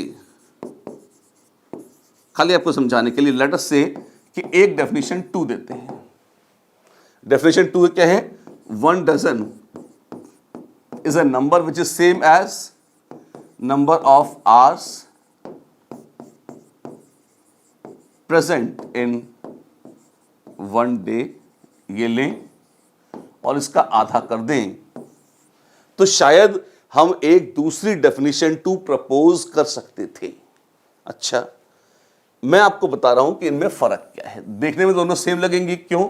1 दर्जन 12 होता है, हां, और एक दिन में कितने घंटे होते हैं? अबे 24 घंटे होते हैं, तो 24 घंटे का हाफ कर दोगे तो कितना हो जाएगा? 12 ही हो जाएगा। तो आपको लग सकता है कि डेफिनेशन 1 और डेफिनेशन 2 तो एक जैसी ही है। दोनों से फिलहाल रिजल्ट सेम आ रहा है, लेकिन दोनों में एक अंतर है। क्या अंतर है? वही तो हम पूछ रहे हैं इतनी देर से। हाँ, तो वही बता रहा हूं आपको। दोनों में जो अंतर है वो ये कि जब तक दिन में रहेंगे 24 घंटे, तब तक ये दोनों परिभाषाएं एक जैसा रिजल्ट देंगी। हाँ, ठीक है, लेकिन मान लीजिए, अच्छा, दिन में 24 घंटे क्यों होते हैं? क्या दिन में 24 घंटे क्यों होते हैं? भाई, दिन का एक समय है। हमारे पुराने बड़े लोगों ने ऐसा तय किया कि इसके 24 टुकड़े करेंगे और हर टुकड़े को 1 घंटा कहेंगे। अच्छा, तो दिन में कितना है? 1 घंटा, 24 घंटे। अगर मान लीजिए यही बड़े लोग तय करते हैं कि पूरे दिन का समय जो है उसके 24 नहीं, हम उसके 100 टुकड़े करेंगे, तो एक तो दिन में 100 घंटे भी हो सकते थे। घंटा कोई ईश्वर ने तो 1 घंटा करके कुछ बताया नहीं है। हमने अपनी सुविधा से एक समय था, टाइम का एक स्पैन था, समय की एक अवधि थी, उसके हमने 24 टुकड़े करे, हर टुकड़े को कहा कि लो बच्चों, ये 1 घंटा है। ठीक है, डू यू अंडरस्टैंड कि हम ये भी तो कर सकते थे कि उसके 24 टुकड़े करने के बजाय 10 ही टुकड़े करते तो थोड़ा बड़ा घंटा हो जाता। हाँ, या 100 टुकड़े करते तो छोटी छोटी घंटियां हो जाती, मतलब या छोटे घंटे हो जाते। हाँ, कर सकते थे। 24 ही क्यों किया? कर दिया, अपनी मर्जी, बड़े लोग, बड़ी बातें। अगर दुनिया में कोई ऐसी ताकत आ जाए जो सबको इस बात के लिए राजी कर ले कि नहीं, दिन के घंटे हम 24 नहीं, घंटे की परिभाषा बदल देंगे, दिन की अवधि के हम 24 नहीं 10 टुकड़े करके हर टुकड़े को 1 घंटा कहेंगे, अगर कोई ऐसा करने में समर्थ हो तो आप घंटे की परिभाषा बदल दोगे। जी हां, तो आप नंबर ऑफ घंटास प्रेजेंट इन 1 डे बदल दोगे। हां जी, अगर ऐसा कर सके तो जो डजन की परिभाषा, यदि डेफिनेशन 2 होती, यदि डेफिनेशन 2 सही होती, तो उस इवेंट में, उस हरकत को करने के बाद दर्जन बदल जाते। एक दिन में 1 दर्जन में 12 नहीं, अगर आप 10 घंटे मानते तो 1 दर्जन 10 हो जाता। The number would have changed. लेकिन अगर डेफिनेशन 1 है, आपने कहा भाड़ में गए तुम्हारे दिन, भाड़ में गए तुम्हारे घंटे, हमारी परिभाषा क्या है? 1 दर्जन मतलब 12, that's it, 12 is it is and nothing else. तो आप अगर इसको फिक्स्ड मान लेते हैं तो फिर इसका मतलब है ये चीज कभी नहीं बदलेगी, इसका दिन के घंटों से कोई लेना देना नहीं है। क्यों बता रहे हो ये सब हमें? ये तो बड़ी ऑब्वियस सी बात है। इसीलिए मैं आपको बता रहा हूं कि अक्सर जो सबसे सूक्ष्म बात होती है, जो बच्चे जहां गड़बड़ी करते हैं और मोल की परिभाषा में बहुत कॉमन मिस्टेक, बच्चे तो क्या अक्सर बड़े लोग भी कर देते हैं, वो यही है कि वो इन दोनों का अंतर नहीं समझ पाते। ये एक फिक्स चीज थी, हाँ जी, और ये ऐसी चीज थी जो लगती जरूर फिक्स्ड है, लेकिन वो तभी तक फिक्स्ड है जब तक कोई दिन में घंटों की संख्या न बदल दे। अदरवाइज ये वेरिएबल हो सकती थी, पर ये चीज तो कभी वेरिएबल नहीं है। आपने 12 फिक्स कर दिया, 12 था, 12 ही है। वैसे ही मैं चाहता हूं एक बार फिर से आप अपनी इस परिभाषा को देखें जो हमने पहले दी थी। अगर 1 मोल होता 6.023 इंटू 10⁻23, और अगर ये निश्चित होता, अगर ये फिक्स्ड होता, तो ये कभी ना बदलता। लेकिन 1 मोल की परिभाषा अलग है। क्या कहा गया है? It is a number which is equal to number of atoms present in 12 grams of C12 isotope. मैं चाहता हूं कि आप यहां पे 3 चीजें देखें। कौन? एक 12, दूसरा ग्राम्स और तीसरा C12 आइसोटोप। इनको क्यों चुना है? जवाब है आर्बिट्ररी है। अच्छा, अगर आप इस परिभाषा को बदल दें, अगर आप इस परिभाषा को बदल दें, तब आप पाएंगे क्या एवोगेड्रोस नंबर बदल सकता है? जवाब है हां। एवोगेड्रोस नंबर प्लैंक्स कांस्टेंट की तरह कोई कांस्टेंट नहीं है। या न्यूटन के ग्रेविटी कांस्टेंट्स की तरह कोई कांस्टेंट नहीं है। ये जो है आपका कह सकते हैं, ये जो संख्या है 6.023, ये डिराइव करी जाती है जब हम इस परिभाषा को मानते हैं, इसके आधार पर कैलकुलेशन करते हैं। ये C12 आइसोटोप ही क्यों लिया? क्योंकि एटॉमिक मास यूनिट आपने C12 की चुनी है। अच्छा, और 12 ग्राम क्यों लिया? क्योंकि अगेन ये सारा रिफ्लेक्शन वही एटॉमिक मास यूनिट का है। 12 की संख्या आई है एटॉमिक मास यूनिट से, क्योंकि उसमें आपने 12 ग्राम कार्बन को मान लिया था। कैसा कि वो एग्जैक्टली 12 AMU 12 AMU है। ग्राम्स क्यों लिए हैं? ग्राम्स तो चूंकि SI यूनिट वगैरह में चलते हैं, उसके आधार पर ले लिए हैं। SI यूनिट में वैसे तो किलोग्राम्स चलता है, पर ग्राम्स फिर भी ह्यूमन स्केल पर एक पॉपुलर यूनिट है, लोगों को ग्राम्स जज गई तो उन्होंने ग्राम्स ले लिए। अच्छा, इसी की बजाय अगर वो 12 किलोग्राम्स, अगर मान लीजिए हम कहते हैं कि नहीं जी, आज हमारे नया दौरा पड़ा और हमारे अंदर बहुत ताकत है और लोग हमारी बात मानते हैं, हमने ये डिफाइन कर दिया कि number of atoms present in 12 kilograms of C12 isotope है 1 मोल। मान लीजिए अगर मोल की परिभाषा कोई बदल दे और यहां ग्राम्स के स्थान पर किलोग्राम्स कर दे, तो क्या एवोगैड्रोस नंबर बदल जाएगा? क्या एवोगैड्रोस नंबर बदल सकता है? जवाब है हाँ। क्यों मेरे भाई? 12 ग्राम इतना सा है, उसमें कुछ पार्टिकल्स हैं। 12 किलोग्राम ज्यादा है, उसका 1000 गुना है। अगर 1000 गुना मास ले लोगे तो उसमें 1000 गुना पार्टिकल्स भी बढ़ जाएंगे, 1000 टाइम्स बढ़ जाएंगे नंबर ऑफ पार्टिकल्स। हाँ जी, तो 1000 टाइम बढ़ गए नंबर ऑफ पार्टिकल्स, खत्म बात है। तो उस केस में क्या होगा? इफ जैसे ऐसे क्वेश्चंस आते हैं क्या? जी हाँ, ऐसे क्वेश्चंस बकायदा आप देखेंगे कॉम्पिटिटिव एग्जाम्स में आ जाते हैं, और तब बच्चे बड़ा कंफ्यूज होते हैं। उनको लगता है अरे, क्योंकि बच्चे अक्सर इस डेफिनेशन को याद करने में गड़बड़ करते हैं, और बच्चे खुद नहीं करते, उनको कराई जाती है गड़बड़। अगर मोल को इतना बोल के भाग जाए हम, तो ये लगभग सही है। क्यों? आज की दुनिया में मोल इतना ही होता है, लेकिन ये आपको जानना होगा, मोल एक फिक्स्ड संख्या नहीं है। मोल इस परिभाषा के आधार पर कैलकुलेट करी गई संख्या है।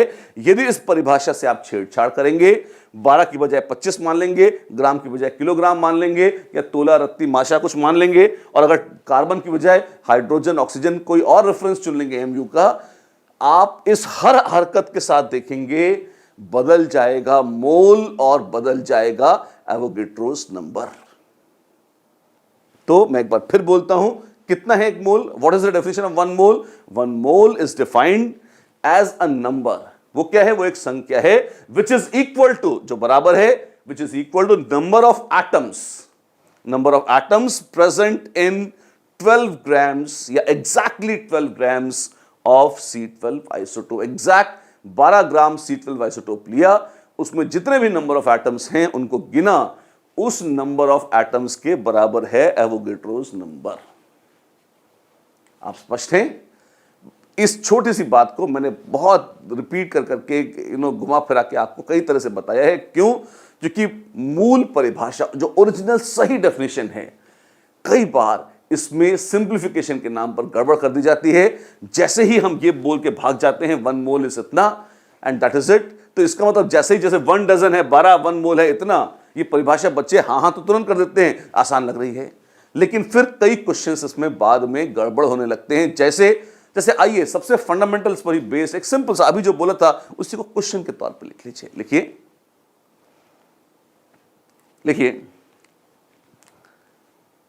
if the question 1, write down question 1, if the definition of mole is slightly modified, if the definition of mole is slightly modified, full stop, comma, if the definition of mole is slightly modified as the number of atoms present in 12 kilograms of C12 isotope, 12 kilograms of C12 isotope। अगर मोल की परिभाषा को बदल देते, उसको बोलते it is in 12 grams of C12 isotope, 12 kilograms of C12 isotope, comma, would Avogadro's number change? Would Avogadro's number change? Question mark. If yes, अगर हाँ, देन हाउ मच। अगर ये सच है तो भैया कितना बदलेगा बताइए। इतनी सारी रामायण सुनने के बाद बोलिए आपका क्या स्टैंड है। पहली बात, एवोगाड्रोस नंबर बदलेगा या नहीं बदलेगा? The answer is yes, Avogadro's number will change. कितना हो जाएगा? वेल आपने कहा 12 ग्राम्स में है 6.023 इंटू 10⁻23 एटम्स। ये कैसा है? ये तो हमें पहले से पता है। और अगर आप 12 ग्राम के 12 ग्राम ही लेंगे तो एटम्स की संख्या तो उसमें बदलेगी नहीं, उतनी ही होगी। हां, इस संख्या को आप पूर्व जन्म में मोल कहा करते थे। हमारे क्वेश्चन में कहा गया कि ना ना, अब 12 ग्राम्स नहीं, 12 किलोग्राम्स में निकालो कितने एटम्स हैं। अच्छा, 1 रुपए में 2 टॉफी, 2 रुपए में 4, 12 किलोग्राम्स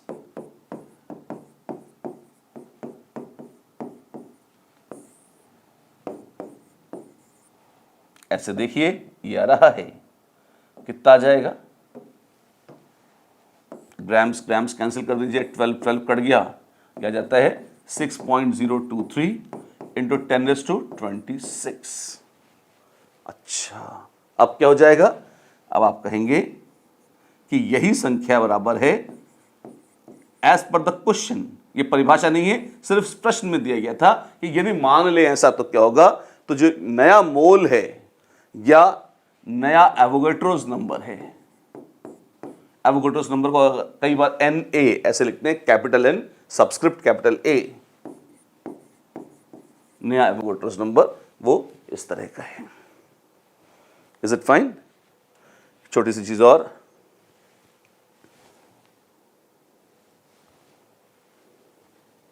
एवोगाड्रोस नंबर को एक बार ढंग से देख लें।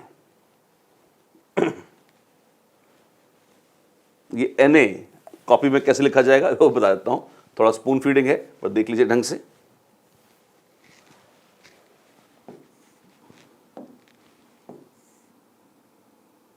सॉरी, Na, इस तरह से जैसे आप लिखते हैं ना H2O, H हल्का सा नीचे 2 और फिर O, ऐसे लिखा जाता है। ऐसे ही एवोगाड्रोस नंबर, एक होता है सोडियम, सोडियम है Na, वो एक लाइन में एक लेवल पर लिखा जाता है, A स्मॉल होता है। ये सिंबल है एवोगाड्रोस नंबर का, और मैंने बकायदा वो इंग्लिश वाली लाइन साइंस बनाकर आपको बता दिया। इस तरह से लिखते हैं Avogadro's number Na, which is how much. I repeat, question से कंफ्यूज मत हो जाना। क्वेश्चन में कहा है कि यदि मोल की परिभाषा बदल देते तब बदलता। हाँ बदलता, आमतौर पर मोल की परिभाषा कोई नहीं बदलता है, ठीक है ना। तो एवोगाड्रोस नंबर उसके बराबर फिलहाल चल रहा है, कौन सा? 6.023 इंटू 10⁻23 ही है। इसी को पक्का करने के लिए एक क्वेश्चन और करेंगे, लेकिन अभी तत्काल उसे करने की मेरी कोई योजना नहीं है। क्यों? अगर अभी तक आपने हमारा साथ निभा लिया है तो इसका मतलब कलेजा मजबूत है आपका, आप बढ़िया विद्यार्थी हैं। अब थोड़ी आसान आसान चीजें करते हैं ताकि आप थोड़ा रिफ्रेश हो जाएं। 1 मिनट, अगर अभी आपका ध्यान भटकने लगा है, आप थोड़ा हैरान हो गए, क्योंकि अभी तक जो मैंने बोला वो लॉजिकल है और बहुत ज्यादा प्योर क्रिस्टलाइन लॉजिक कभी कभी नए विद्यार्थियों के मन में बड़ी खलबली पैदा कर देता है, थोड़ी हड़बड़ाहट ला देता है। कोई बात नहीं, डरिए मत। अगर दिल पे चोट लग गई है तो इसको दोबारा देख लीजिएगा, फिर समझ में आ जाएगा। पर अब जो बता रहा हूं वो तो दोबारा देखे बगैर एक बार में बड़े आराम से समझ में आ जाता है, बच्चों को बहुत पसंद होता है। तो मैं चाहता हूं आपका ध्यान वापस आए, वापस लौटे और आप वापस ध्यान से सुनिए अगली परिभाषा जो हम बोलने वाले हैं। कौन सी? 2-4 बड़ी प्यारी प्यारी छोटी छोटी क्यूट क्यूट डेफिनेशंस हैं जिनकी हम चर्चा करेंगे। जैसे हम बात करेंगे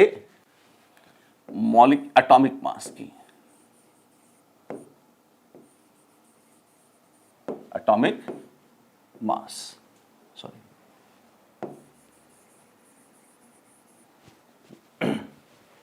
एटॉमिक मास क्या है? लिखिए, the mass of atom, the mass of a given atom in atomic mass units, the mass of atom, the mass of a given atom in atomic mass units is called its atomic mass, of course वो तो है ही। तो इसकी units क्या हो सकती है? इसकी यूनिट्स हो सकती हैं AMU, ऑफ कोर्स वो तो है ही। इसके अलावा कुछ और भी है? जी हां, एक चीज होती है, एक मिनट पहले तो उसको देख लीजिए, ऐसे ही मॉलिक्यूलर मास भी है।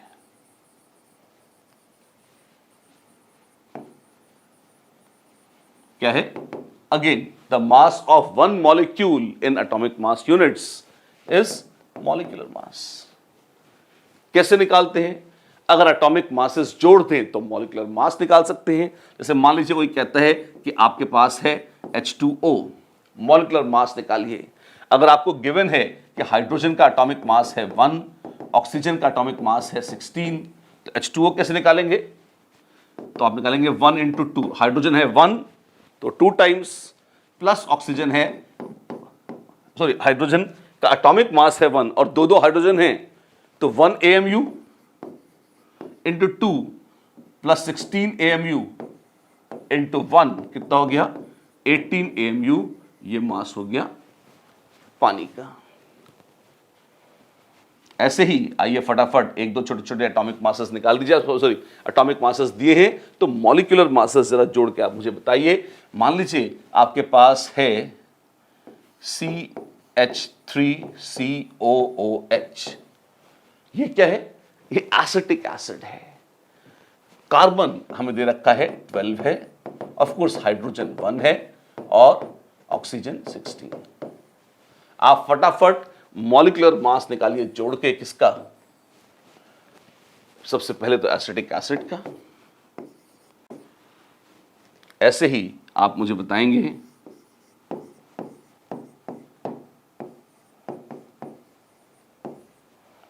Copper sulphate .5H2। ये .5H2 क्या है? वाटर ऑफ क्रिस्टलाइजेशन बोलते हैं, मतलब पानी के कुछ मॉलिक्यूल्स चिपक जाते हैं किसके साथ? कॉपर सल्फेट के साथ, और बड़े सुंदर सुंदर नीले नीले क्रिस्टल्स बनाते हैं। तो ओवरऑल इसी को हम मान लेते हैं कि ये फॉर्मूला है कॉपर सल्फेट का। इसका फॉर्मूला वेट, या अगर इसको मॉलिक्यूल मान लें तो मॉलिक्यूलर वेट ऐसे आपको निकाल के बताना है। बताइए। Not difficult. कितने कार्बन है? 1 + 1 2 कार्बन्स। 2 कार्बन्स और कार्बन हर एक का मास होता है 12 MU। हाइड्रोजन कितनी है? 3 + 1 4। हाइड्रोजन तो आप बताए थे 1.0078, वो एक्यूरेट है, लोग मोटा मोटा 1 MU मान लेते हैं अप्रोक्सीमेटली। और 2 ऑक्सीजन्स हैं।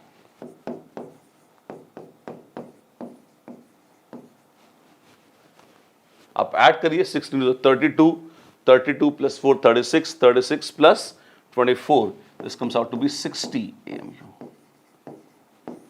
अच्छा, कॉपर सल्फेट, तो आपको कॉपर का एटॉमिक मास चाहिएगा। ये कैसे लिख दिया आपने? मुझे याद है एटॉमिक मासेस वैज्ञानिकों ने नापे थे, नाप के बेचारे बता गए और मैंने उन्हें याद कर लिया है। ऐसे ही सल्फर है 32। तो क्या हमको भी याद करना पड़ेगा? पेपर्स में एटॉमिक मासेस दिए होते हैं, तो वैसे तो दिए होते हैं पर सैकड़ों बार हम उन्हें यूज करते हैं, हजारों बार यूज करते हैं, तो न चाहते हुए भी याद हो ही जाते हैं, कोई बात नहीं है। सल्फर 32 और कॉपर 63.5 यूनिट्स लिखी, ये सब AMU में है। कितना हो जाएगा? 2 बहुत हैं। कॉपर इज, आप जोड़ के देख लीजिए। सल्फर, यह 4 ऑक्सीजन, 16 4 जा 64, और वाटर निकाला था भी 18 AMU H2O था। तो 18 इंटू पूरा पानी एक साथ ही गिन लीजिए, ये 18 था इंटू 5, 18 5 जा 90।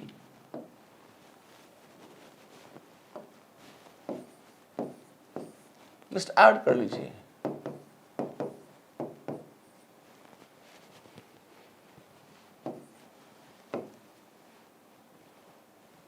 नो 18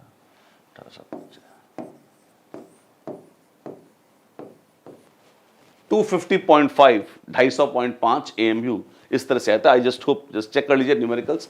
क्यों? मेथड ये है, कैलकुलेशन हो सकता है एक आध इधर उधर हो जाए। क्लास में तो क्या होता है, रनिंग क्लास में बच्चे टोक देते हैं, सर 1 + 1 3 लिख दिया आपने, और तो अपन करेक्ट कर लेते हैं। बट सिंपल अरिथमेटिक जो है, जोड़ घटाना, इसको लेके इमोशनल मत होइएगा, खुद भी चेक कर लीजिए, मिला लीजिए। This is what it is. My job is to teach chemistry and not to focus on basic algebra, although I should do it correctly, but again भूल चुके नहीं, focus on the chemistry part of it. तो ये क्या था, ये हमने दो परिभाषाएं बहुत ही सरल देखी, एक एटॉमिक मास की और दूसरी मॉलिक्यूलर मास की। अच्छा, एक और तीसरी शब्द भी आती है, या तीसरा शब्द भी आता है, लोग क्या कहते हैं उसे, लोग कहते हैं उसे मोलर मास। मोलर मास क्या भला है? देखिए, लिखिए, मास of 1 mole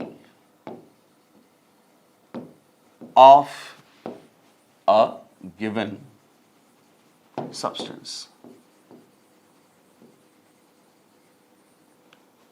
Mass of 1 mole of a given substance is called its molar mass. Mass of 1 mole of a given substance is called its molar mass. और given substance क्या है? Atom है या मॉलिक्यूल है?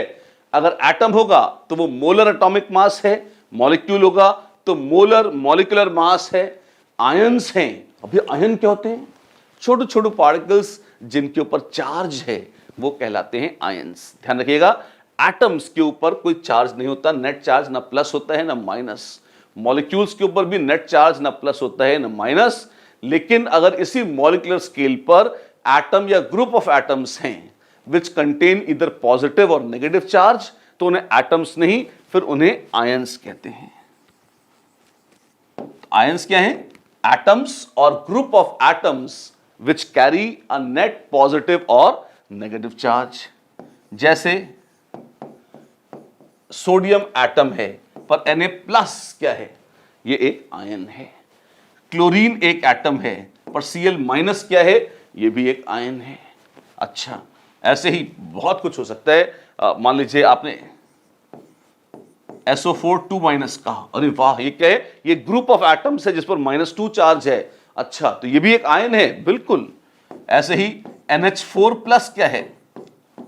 ये भी ग्रुप ऑफ एटम्स है पर इस पर चार्ज है, तो क्या ये भी आयन है? हाँ जी। तो प्लस और माइनस कुछ भी होता है, कुछ भी हो सकता है। एटम जिस पर प्लस माइनस हो या ग्रुप ऑफ एटम्स जिस पर प्लस माइनस हो, ये सभी कहलाते हैं एक शब्द से आयन। अच्छा, तो जिस तरह से आप मोलर मास की बात कर रहे थे, mass of 1 mole of given substance, तो गिवन सब्सटेंस एटम हुआ तो it is molar atomic mass. Molecule हुआ, it is molar molecular mass.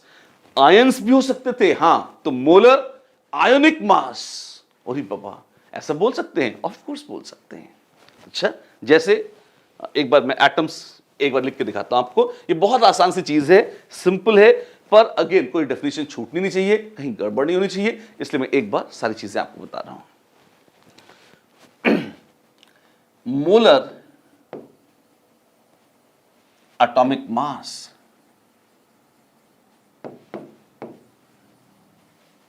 this is also called gram atomic mass। ये डेफिनेशन आपको टेक्स्ट बुक्स में ज्यादा देखने को मिलेगी। ग्राम एटॉमिक मास भी बोलते हैं इसे। इसकी एक बड़ी भद्दी सी शब्दावली दी होती है किताबों में। कौन सी? The atomic mass expressed in grams is called gram atomic mass. Expressed in grams से मतलब इतना, मुझे तो कम से कम जब मैं विद्यार्थी था कोई ऐसी फील नहीं आती थी, उल्टे कंफ्यूजन होता था कि किस में हम जिस भी मर्जी में चाहे एक्सप्रेस कर सकते हैं, क्या है हम, मतलब इसकी कोई बहुत सिर पैर गलत नहीं है वो डेफिनेशन बिल्कुल सही है, पर एज अ स्टूडेंट मुझे फील इसकी कम आती थी। अच्छा, जबकि मोलर एटॉमिक मास बिल्कुल स्पष्ट है कि भैया एक एटम का वजन है 12 AMU, तो एक मोल एटम्स का वजन कितना होगा? 12 ग्राम। तो 12 ग्राम क्या हो गया? वो हो गया मोलर एटॉमिक मास। किसका? कार्बन का। हाँ, क्या क्या क्या बोल दिया आपने? बताता हूं। 1 एटम ऑफ C12 कितना है? ये डेफिनेशन थी AMU की कि वो 12 AMU है। अच्छा, ऐसे ही 1 मोल ऑफ C12 कैसा है? हमने क्या कहा था? मोल की परिभाषा याद कीजिए, 12 ग्राम 12 ग्राम्स ऑफ C12 में जितने संख्या है वो कहलाती है 1 मोल। तो अगर 1 मोल C12 ले लूंगा तो उसमें कितने होंगे? 12 ग्राम्स। जी हां, तो 12 ग्राम्स हम कहते हैं ये नंबर क्या है? This is nothing but molar atomic mass. This is nothing but molar atomic mass of carbon. अच्छा, तो कार्बन का मोलर एटॉमिक मास है। जी हां, कि इसे हम ग्राम एटॉमिक मास भी बोल सकते हैं। बिल्कुल, तो ग्राम atomic mass of carbon is 12 grams per mole. 12 units पे ध्यान दीजिए, इस तरह से यूनिट्स लिखने का इसका रिवाज है, ग्राम्स पर मोल। पर मोल मतलब एक मोल में है 12 ग्राम। अच्छा, तो ये भी एटॉमिक मास लिखने का एक तरीका है। जी हां, या ग्राम एटॉमिक मास लिखने का एक तरीका है। ज्यादा पॉपुलर शब्द है ग्राम एटॉमिक मास, जबकि ज्यादा इजी टू अंडरस्टैंड है और लॉजिकल है मोलर एटॉमिक मास। दोनों ही एक चीज है, ध्यान दीजिए। ऐसे ही क्या हम ग्राम मॉलिक्यूलर मास लिख सकते हैं? Of course, gram molecular mass, this is, जैसे मान लीजिए H2O है। H2O का अगर आपको याद हो 18 AMU था एटॉमिक मास। अच्छा, तो ग्राम मॉलिक्यूलर मास क्या होगा? वो हो जाएगा 18 ग्राम्स पर मोल। कैसे? ये संख्या मजे की बात है सेम रहती है। जो नंबर है, यहां भी 18 था, यहां भी 18 था, तो 1 AMU per atom, this is equal to 1 grams per mole. जी हां, पर मोल किसका? पर मोल ऑफ एटम्स। इसका मतलब अगर एक मोल एटम्स ले लूं तो 1 AMU और 1 ग्राम बराबर है। एक एटम का वजन अगर 1 AMU था तो एक मोल एटम्स का वजन 1 ग्राम होगा। ऐसे ही 1 AMU पर मॉलिक्यूल होता अगर, तो ये हो जाता 1 grams per mole of molecules, ऐसा आ जाता। लोग मोल लिख के छोड़ देते हैं और शुरू में बच्चे कंफ्यूज होते रहते हैं।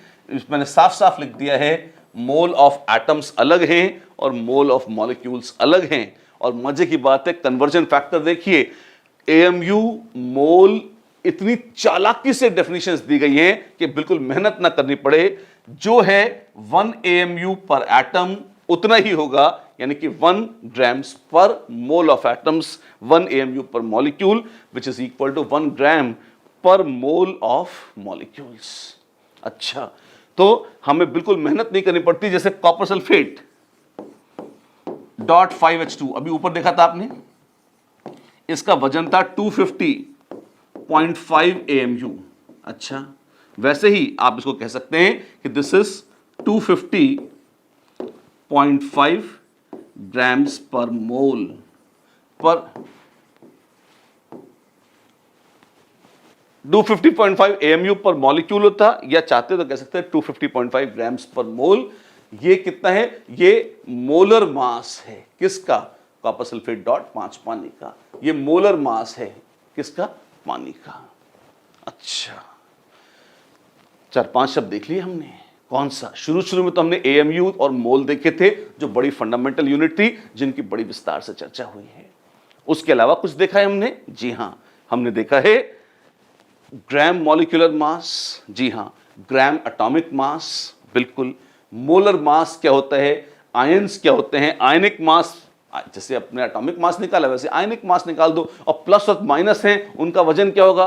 प्लस और माइनस चार्जेस इलेक्ट्रॉन्स के लेन देन से आते हैं। इलेक्ट्रॉन्स का वजन नेग्लिजिबल होता है, तो इसलिए हम उसकी कोई चिंता नहीं करते आयनिक मास निकालने में। जैसे अगर आपका Cl है या Br है, मान लीजिए Br का एटॉमिक मास है 80, तो Br माइनस का कितना होगा? वो भी 80 ही होगा। 80.0001 कुछ हो जाएगा, लोग कहते हैं भाड़ में जाओ, 80 मान लेंगे अपन। क्यों? Because electrons have negligible mass. Electrons have negligible mass. Is it fine? तो चलिए आज की मुलाकात बस इतनी। इस पर बहुत ही एलिमेंट्री बातें हमने करी हैं, मूलभूत परिभाषाएं देखी हैं, फॉर्मूला डिराइव नहीं किया है। आपको याद होगा हमने शुरू में एक एग्स की परिभाषा ली थी और हमने कहा था एक एग्जाम्पल लिया था, कहा था इसको बाद में देखेंगे। बेसिक्स बोलने में ही अपना इतना टाइम इन्वेस्ट हो गया है, तो कोई बात नहीं, अगली बार हम वहीं से शुरू करेंगे और वहीं से कॉमन सेंस से यूज करते हुए एक बहुत खूबसूरत अकेला एकमात्र फॉर्मूला मोल कर डिराइव करेंगे। वो आप भी कर सकते हैं, पर हम साथ साथ मिलकर करेंगे अगली बार। तब तक के लिए डेफिनेशंस याद करें, बहुत ही सिंपल एक्सरसाइजेस मैं आपको दे रहा हूं, आप उसे ढंग से करें और फिर मिलते हैं, फिर बात करते हैं आगे। That's all, have a great time.